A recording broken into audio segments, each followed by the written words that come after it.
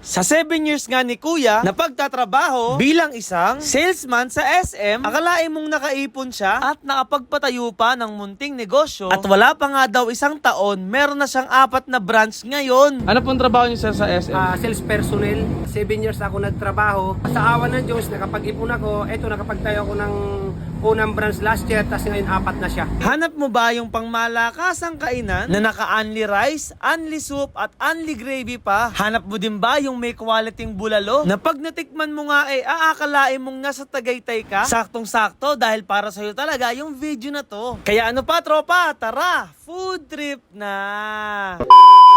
Napadayo pa nga kami ni Paring Big dito sa Imus, Cavite para tikman ang pangmalakasan daw na sislingan dito. For as low as 100 pesos, tiyak na mabubusog ka talaga dahil dito ay naka-only rice, only sabaw at only gravy ka pa. Kuya, ilang beses ka na nakakain dito? Hindi ko na mabilang, sobrang sarap ng pagkain dito. Dito lang yan mga tropa sa Den Silog na matatagpuan nyo lang sa may crossing lang ng Patindig at tapat lang sila ng Jarrell's Okay. At tabi nga lang sila nitong Motor Ace sa kanang McDo. Dito nga mga tropa ay nagsaserve sila ng iba't ibang uri ng silog meals, sizzling meals at iba pang mga pagkain. Ito nga pala mga tropa yung menu nila dito kaya i-post nyo na lang para makapili kayo ng gusto nyong kainin. Sa dami nyong pagpipilian, ewan ko na lang kung wala pa kayo mapili dyan ha. Ito nga pala yung dining area nila dito mga tropa. Ito nga yung isa sa mga nagustuhan ko dito dahil kitang-kita nyo naman na napakalinis, maganda at maaliwalas yung pwesto nila. Talagang komportable at mapaparami kayo ng kain dito. Ito nga pala yung mga in-order ko na bestseller daw nila. Ito nga ang top silog, sizzling pork chop, sizzling sisig. Umorder nga rin ako ng special dinakdakan nila na nag-uumapaw sa laman. At in-order ko nga rin yung pinagmamalaki nila ditong bulalo na quality sa lasa tapos sobrang mura pa. Dahil sa halagang 149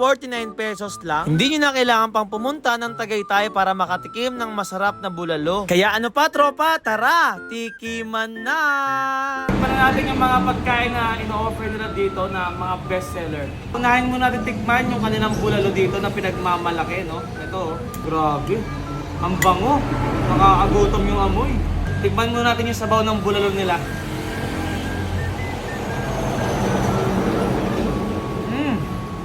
Sarap, pre. Sarap ng sabaw, pre. Real talk. Yung laman naman, tikman na natin. Ang lambot.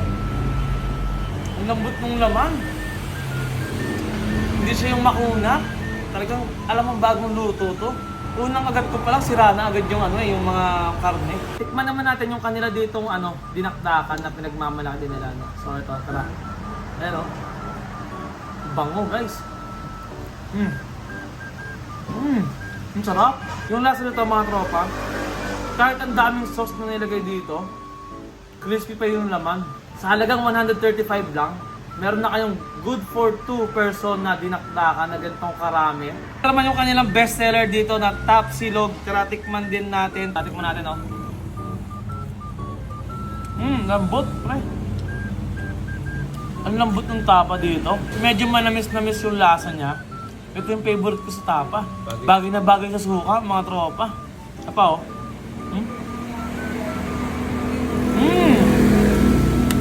Panalo din to. Imusan na natin yung sizzling pork chop nila. Lambot ng pork chop, oh. May kulang, kailangan ng kanin. Kulang, kailangan ng kanin, ha? Yun, oh. Ano masabi mo sa lasa, pre? Ang sarap ng sizzling pork chop dito sa Den Silog. Dayuhin nyo na, guys. Yun, oh. Ito mga tropa, si Sir Den ang may-ari ng Den Silog. At ito, Sir, may tanong lang po ako. Ito nga, Sir, bilang isang empleyado nga sa SM, ano pong masasabi nyo sa mga katulad nyong gusto ring makaangat at makapag-business ng ganito? Siguro unang-una dapat mahalin nyo yung trabaho nyo. Kasi yun ang pinaka-importante, yung kasi ang nagbibigay ng income. Ang ginawa ko kasi, gumawa ako ng sideline para ako makaipon.